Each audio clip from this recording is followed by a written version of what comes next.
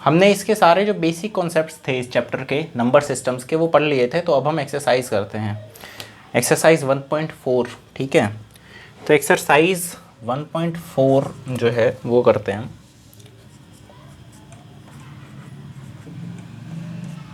Exercise 1.4, इसका जो first question है वो कह रहा है classify the following numbers as rational और इर्रेशनल।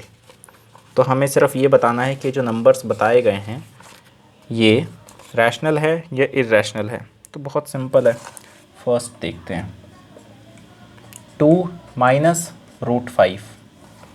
अच्छा, हम ये जानते हैं ना, एक तो हम उससे भी बता सकते हैं कि 2 पॉइंट यहाँ पे क्या होगा 0 0 0 0 और ये पूरा लास्ट तक जा रहा होगा।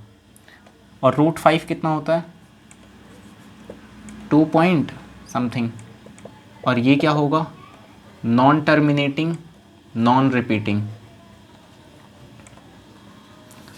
तो माइनस करके जो आएगा वो भी क्या आएगा नॉन टर्मिनेटिंग नॉन रिपीटिंग आएगा। तो इसका मतलब क्या आएगा इर्रेशनल। तो ये इर्रेशनल होगा। एक तो हम ऐसे भी देख सकते हैं, या हम ये भी देख सकते हैं ना कि हमें पता है कि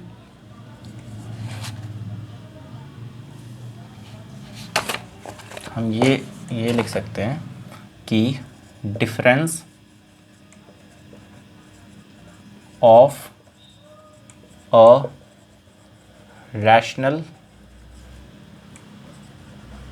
एंड एन इर्रेशनल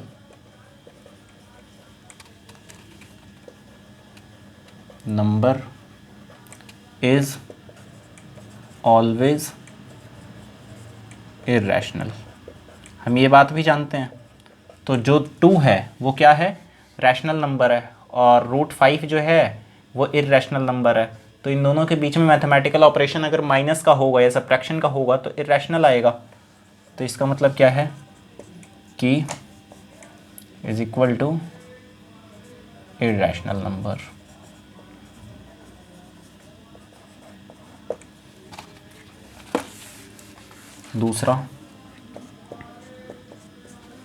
दूसरा है 3 प्लस रूट 23, इस पे ब्रैकेट लगा हुआ है, माइनस रूट 23।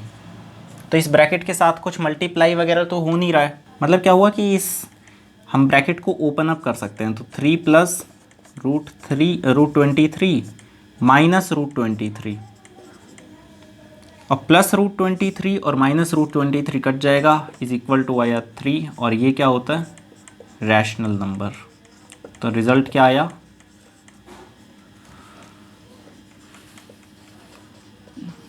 रैशनल। ठीक है,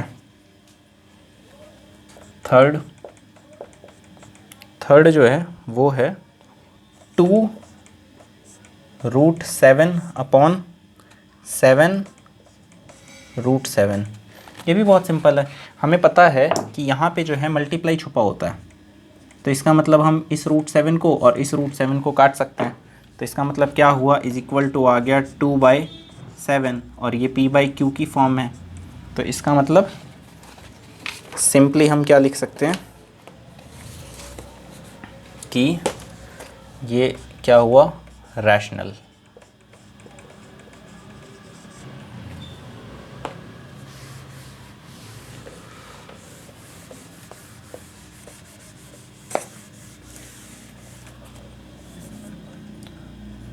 फर्स्ट क्वेश्चन का फोर्थ पार्ट देखते हैं। फोर्थ पार्ट क्या है 1/√2, 1/√2। हेयर एक क्या है रैशनल है, और मैथमेटिकल ऑपरेशन हो रहा है डिवीजन का, और √2 क्या है इर्रेशनल। तो इर्रेशनल और रैशनल में कोई भी मैथमेटिकल ऑपरेशन लगाते हैं हम तब तक जब तक कि जो रैशनल नंबर है वो 0 ना हो। तो क्या आता है रिजल्ट इज ऑलवेज इर्रेशनल। तो इसका मतलब रिजल्ट इर्रेशनल होगा। तो आंसर हमारा क्या होगा इर्रेशनल। ठीक है, ये नंबर को हम क्लासीफाई कैसे करेंगे इर्रेशनल की तरह। इरेशनल बोलेंगे, ठीक है। फिफ्थ क्वेश्चन जो है, मतलब फिफ्थ पार्ट, वो है 2 पाई। ध्यान रखना कि जो पाई होता है इसकी जो है, इसको जब हम इसका डेसिमल एक्सपेंशन करते हैं तो वो 3.14 और नॉन टर्मिनेटिंग नॉन रिपीटिंग होता है, ठीक है। नॉन टर्मिनेटिंग नॉन रिपीटिंग मतलब क्या कि जो पाई है वो क्या है, एक इर्रेशनल नंबर है। पाई इज़ इर्रेशनल। और कुछ लोग, जैसे अगर आप बोलो कि नहीं पाई इज़ इक्वल टू हम 22/7 लिखते हैं, तो ये जो पाई की वैल्यू है 22/7, ये अप्रॉक्सीमेट वैल्यू है, ये एग्जैक्ट वैल्यू नहीं है, अप्रॉक्सीमेट वैल्यू है। पाई जो है वो 22/7 के इक्वल नहीं होता, एग्जैक्ट इक्वल नहीं होता, ठीक है। तो इसीलिए पाई इज इक्वल टू, लेकिन हम यूज़ करते हैं क्वेश्चंस में, अपने ज्योमेट्री के क्वेश्चंस को सॉल्व करने के लिए पाई इज इक्वल टू 22/7 हम यूज़ करते हैं, लेकिन वो अप्रॉक्सीमेट वैल्यू होती है सिर्फ। जैसे कि अप्रॉक्सीमेट वैल्यू का क्या मतलब होता है, जैसे कि 1.99999 ये अप्रॉक्सीमेटली इक्वल है 2 के, ठीक है। तो उसी तरह से पाई जो है वो अप्रॉक्सीमेटली इक्वल है 22/7 के, एग्जैक्ट इक्वल नहीं है। तो पाई क्या है, इर्रेशनल नंबर है। तो यहाँ पे हमें क्या दिख रहा है कि एक रैशनल नंबर यानी 2 एक इरेशनल नंबर से मल्टीप्लाई हो रहा है, तो इनका जो प्रोडक्ट आएगा वो क्या आएगा, इरेशनल, मतलब कि ये पूरा नंबर है वो इरेशनल है। अब आते हैं सेकंड क्वेश्चन पे। सेकंड क्वेश्चन में कहा जा रहा है कि simplify each of the following expressions. First expression जो है वो है 3 + √3 2 + √2। तो कल हमने देखा था वो वाला, वो कुछ ऐसा था ना, √a + √b √c + √d। उसको हम कैसे सॉल्व करते हैं, तो इसको पहले इससे, फिर इसको इससे, फिर इसको इससे, एंड देन इसको इससे। उसी तरह से कुछ यहाँ भी हम सॉल्व कर लेंगे।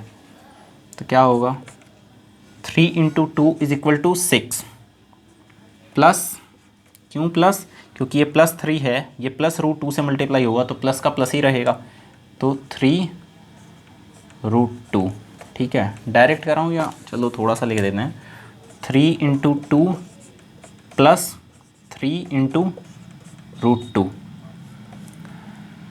फिर ये +√3 2 से मल्टीप्लाई होगा, तो +√3 + 2 से मल्टीप्लाई होगा, तो यहाँ पे आएगा कितना, +√3 × 2, फिर ये +√3 + √2 से मल्टीप्लाई होगा, तो मैंने प्लस ही लिखा हुआ है वहाँ पे, +√3 × √2 इज इक्वल टू क्या होगा, 3 × 2 6 प्लस 3 × √2 कितना होगा, 3√2 प्लस √3 × 2 कितना होगा, 2√3 प्लस ये कितना होगा, हम जानते हैं कि √a × √b is equal to √ab हो जाता है, तो 3 × 2 कितना हो जाएगा, √6।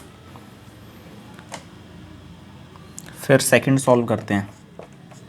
सेकंड का सेकंड एक्सप्रेशन है 3 + √3 3 - √3 इज इक्वल टू, ये a + b और a - b वो वाला बन रहा है ना, कि a + b वो वाली आइडेंटिटी बन रही है, देखो ये वाली a + b a - b is equal to क्या होता है, a² - b²। तो यहाँ पे क्या बनेगा, 3 का स्क्वायर माइनस √3 का स्क्वायर, क्यों, क्योंकि जो b है उसकी वैल्यू है √3।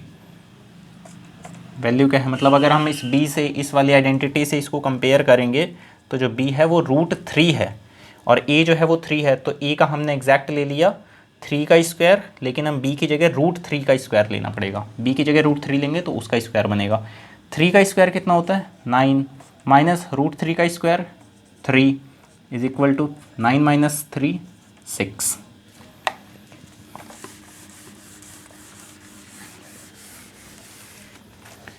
फिर है थर्ड एक्सप्रेशन।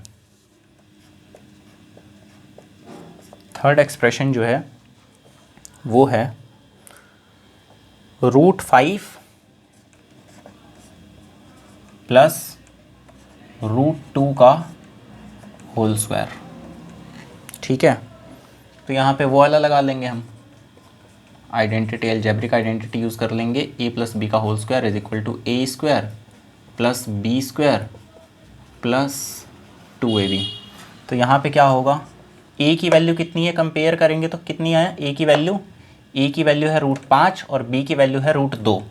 तो √5 का स्क्वायर करना है, तो √5 का स्क्वायर प्लस b का स्क्वायर करना है, मतलब कि √2 का स्क्वायर प्लस 2 मल्टीप्लाई a यानी कि √5 मल्टीप्लाई b यानी कि √2 इज इक्वल टू √5 का स्क्वायर होता है 5 प्लस √2 का स्क्वायर होता है 2 प्लस 2, और ये जो √5 और √2 है ये मल्टीप्लाई हो जाएंगे तो क्या बन जाएगा, √10।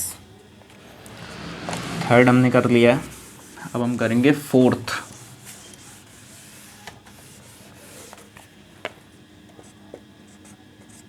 Fourth expression is √5 minus √2 whole multiplied by √5 plus √2।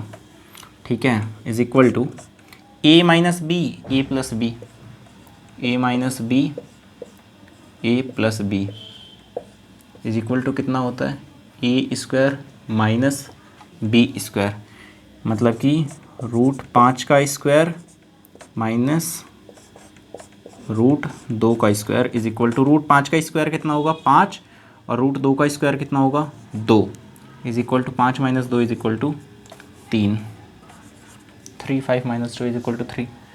ठीक है, चारों क्वेश्चंस हो गए, चारों मतलब पार्ट्स हो गए हैं। अब हमें थर्ड क्वेश्चन करना है।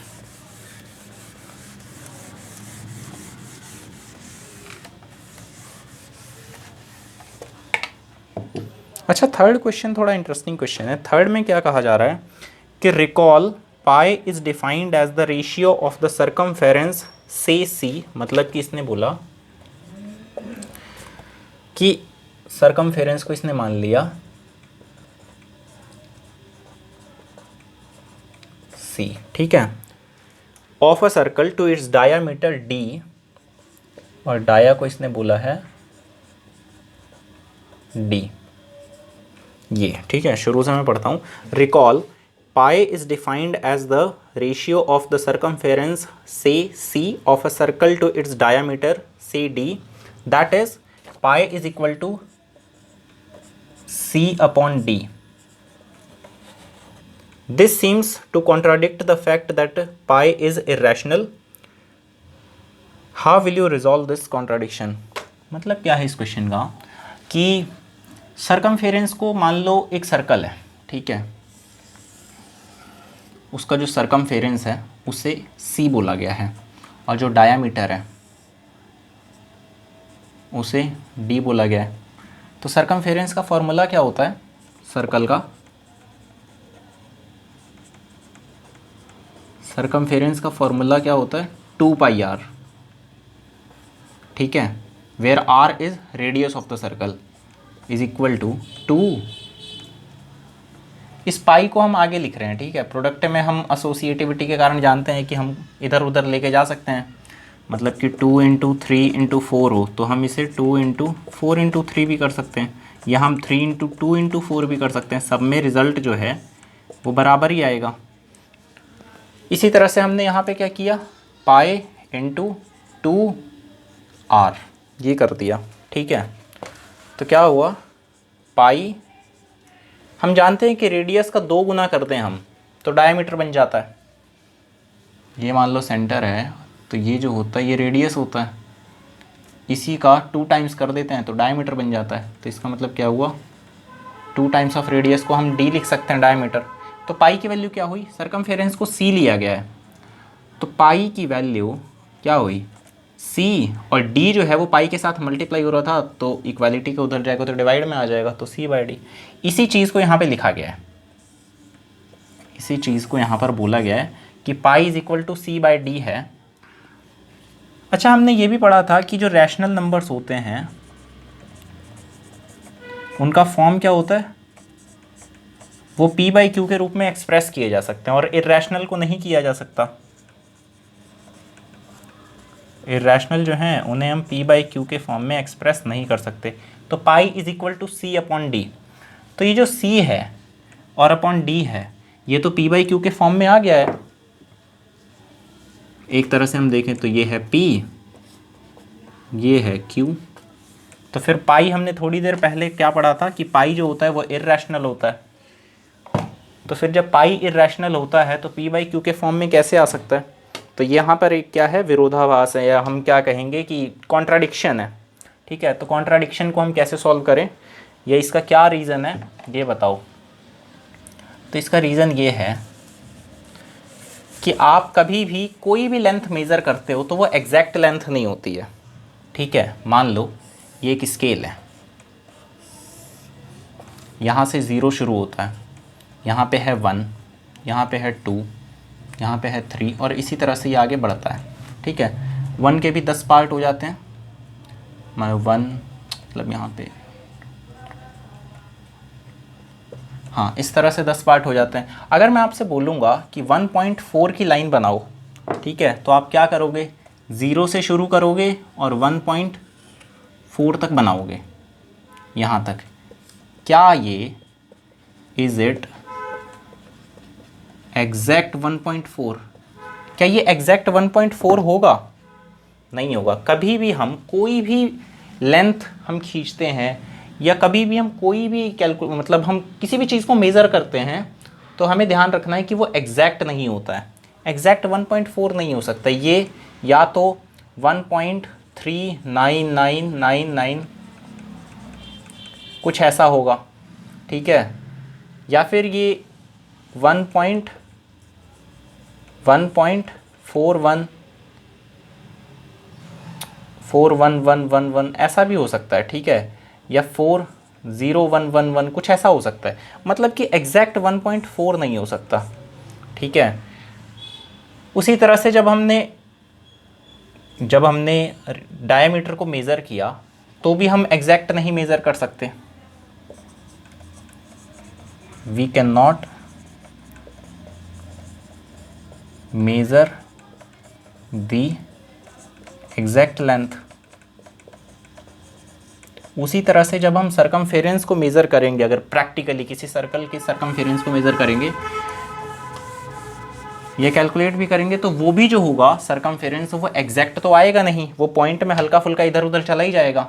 मान लो 22 आ रहा है तो वो क्या होगा, 22 के आगे पीछे कुछ ना कुछ तो होगा, 21 पॉइंट कुछ ना कुछ हो जाएगा या 22 पॉइंट कुछ ना कुछ हो जाएगा। एग्जैक्ट वैल्यू नहीं हो सकती है। तो इसका मतलब क्या हुआ कि एग्जैक्ट नहीं होती होगी, तो इन दोनों में से कोई एक या फिर इन दोनों में से दोनों ही इर्रेशनल्स होते होंगे, जो इर्रेशनल होते होंगे, इसीलिए ये जो पाई है वो इर्रेशनल है। दिस इम्प्लाइज ईदर C और D, या तो C या फिर D या फिर both are irrational and that is why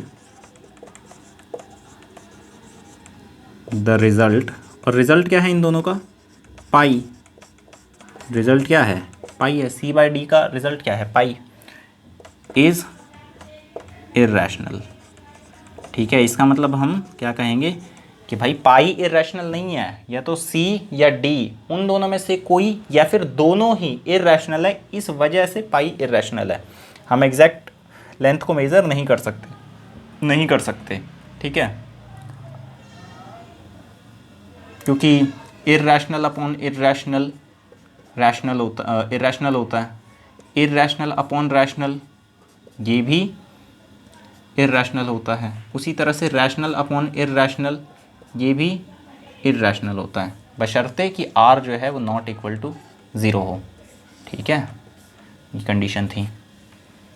तो इसका मतलब क्या हुआ कि या तो C और D दोनों ही होंगे इर्रेशनल, या फिर C इर्रेशनल होगा, D रैशनल हो जाएगा, या फिर C रैशनल है, D इर्रेशनल हो जाएगा।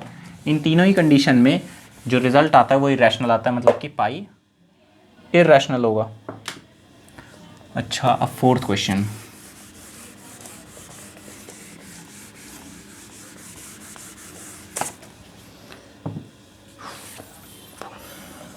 फोर्थ क्वेश्चन बहुत इजी है। रूट 9.3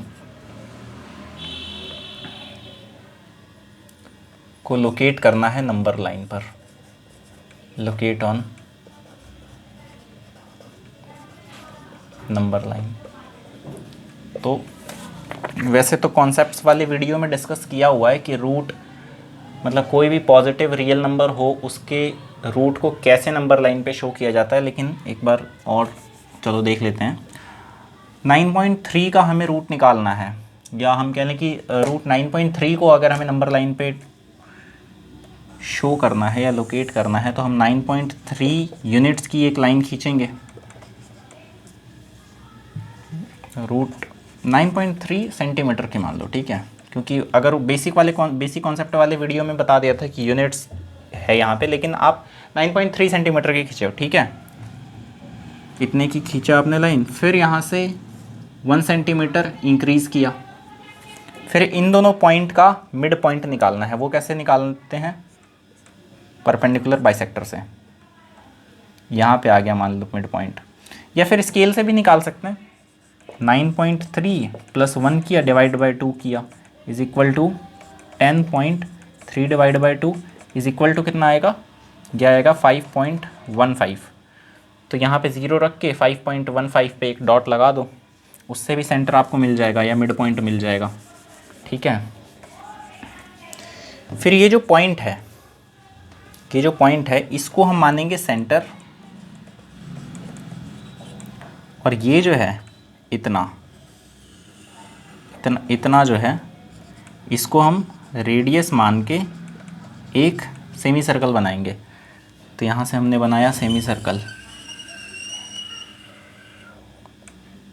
सर्कल बन गया, ठीक है।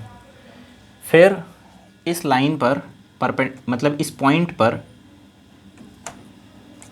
ये जो लाइन है इस लाइन पर परपेंडिकुलर बनाएंगे इस पॉइंट से। परपेंडिकुलर बनाया हमने। अब ये जो लाइन होगी इसी की जो लेंथ होगी यही रूट एक्स होगी, रूट 9.3, ठीक है, यही रूट 9.3 होगी। अब इस पॉइंट को, इसका मतलब इतनी लेंथ को किसी तरह से हमें नंबर लाइन पे ट्रांसफ़र करना है, तो हम नंबर लाइन पे शो कर पाएंगे रूट 9.3। तो क्या करेंगे हम कि यहीं से इसी पॉइंट से नंबर लाइन बनाना चालू करेंगे। यहाँ पे है 0, यहाँ पर 1 सेंटीमीटर था तो यहीं पर 1 है, ठीक है। यहाँ पे है 2, 3, 4, 5 एंड सो ऑन, ठीक है। और फिर क्या करेंगे, यहाँ पे निडल रख के इसको यहाँ से ट्रांसफ़र कर लेंगे और ये आ जाएगा। मान लो यहाँ पे आया ये पॉइंट, तो ये कितना है? रूट 9.3। यही रूट 9.3 हो जाएगा। इस तरह से हम नंबर लाइन पे लोकेट कर लेंगे, ठीक है। फिफ्थ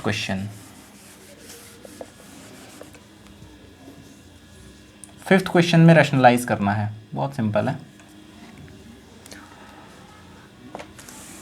इसमें क्या करना है हमें? फिफ्थ क्वेश्चन में डिनोमिनेटर को रैशनलाइज करना है। Rationalise the denominator of the following. कल हमने देखा था कि क्या करना पड़ता है। बेसिक कॉन्सेप्ट्स वाले वीडियो में हमने देखा था कि जैसे अगर 1/√7 हो तो हम क्या करते हैं, √7 इंटू √7 ही कर देते हैं। उससे क्या बन जाता है? √7 अपॉन नीचे बन जाता है 7, ठीक है। और दूसरा क्या था एक केस कि मान लो 1/√7 प्लस √5 है, तो इसे हम क्या करते हैं, यहाँ साइन चेंज करते हैं, मतलब कि √7 माइनस √5 और फिर मल्टीप्लाई करते हैं, उससे नीचे वाला रैशनलाइज हो जाता है। कैसे होता है? √7 कैसे होता है वो अभी इन क्वेश्चंस में हम देखते हैं, ठीक है। रैशनलाइज द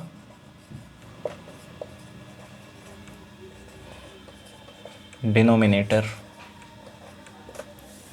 फर्स्ट जो पार्ट है इस क्वेश्चन का, वो है 1/√7, वही है, कराया ही अभी। तो इसको कैसे सॉल्व करेंगे, इनटू कर देंगे √7 ऊपर भी और √7 नीचे भी। तो 1 × √7 कितना होता है, √7 अपॉन √7 × √7 7, हो गया रैशनलाइज। दूसरा नीचे है, मतलब 1 अपॉन नीचे है √7 माइनस √6, इसका क्या बोला है मैंने कि साइन बदल के मल्टीप्लाई करेंगे, √7 plus √6 divided by √7 plus √6 is equal to 1 × √7 plus √6 क्या होगा, √7 plus √6 divided by a minus b a plus b, ये वाला लग रहा है ना, a minus b a plus b is equal to कितना होता है, a² माइनस b²। तो यहाँ पे क्या आ जाएगा, √7 का स्क्वायर माइनस √6 का square is equal to √7 plus √6, ये तो सेम रहेगा, डिवाइडेड बाय √7 का स्क्वायर कितना होता है 7 और √6 का स्क्वायर कितना होता है 6 is equal to √7 plus √6 upon 7 minus 6 कितना होता है 1। और हम ये भी जानते हैं कि 2/1 को हम क्या लिखते हैं 2, 3/1 को क्या लिखते हैं 3, तो सेम आ जाएगा, इज इक्वल टू √7 प्लस √6, हो गया रैशनलाइज। ठीक है, थर्ड है 1/√5 प्लस √2, ये खुद आप करोगे, ठीक है, इसको कराने की आवश्यकता नहीं है, वही साइन चेंज करके सेम चीज़ करनी है, या चलो करा ही देते हैं, √5 minus √2 divided by √5 minus √2 is equal to क्या होगा, √5 minus √2 divided by √5 plus √2 into √5 minus √2, तो a plus b a minus b कितना हो जाता है, a² यानी कि √5² माइनस b² यानी कि √2 का square is equal to √5 minus √2 upon में 5, √5 का स्क्वायर होता है 5 और √2 का स्क्वायर होता है 2 is equal to √5 minus √2 divided by 5 minus 2 कितना होता है 3, हो गया रैशनलाइज। देख रहे हो ना कि √5 प्लस √2 क्या था, इरैशनल था, वो 3 बन गया, रैशनल हो गया। फोर्थ क्वेश्चन क्या है, 1 अपॉन √7 माइनस 2, यहाँ पर भी सेम चीज़ करेंगे, साइन चेंज कर देंगे, 2 टर्म्स होती हैं तो हम क्या करते हैं साइन को चेंज करके सॉल्व करते हैं, √7 plus 2 divided by √7 plus 2 is equal to क्या होगा, 1 × √7 प्लस 2, तो कितना रहेगा, सेम ही रहेगा, 1 से किसी चीज़ को हम मल्टीप्लाई करते हैं तो वो सेम ही रहता है, हम जानते हैं, √7 प्लस 2, और ये कितना हो जाएगा, √7 का स्क्वायर माइनस 2 का स्क्वायर, वही a minus b a plus b वाले से, ठीक है। तो ये क्या होगा, √7 प्लस 2 डिवाइडेड बाय √7 का स्क्वायर कितना होगा 7 और 2 का स्क्वायर कितना होगा 4 is equal to √7 plus 2 divided by 7 minus 4 कितना होता है 3, ये भी रैशनलाइज हो गया है, यही है, ठीक है। So this is how we rationalize the denominator of a fraction. These were some questions which we have solved. Now the exercise 1.4 is over.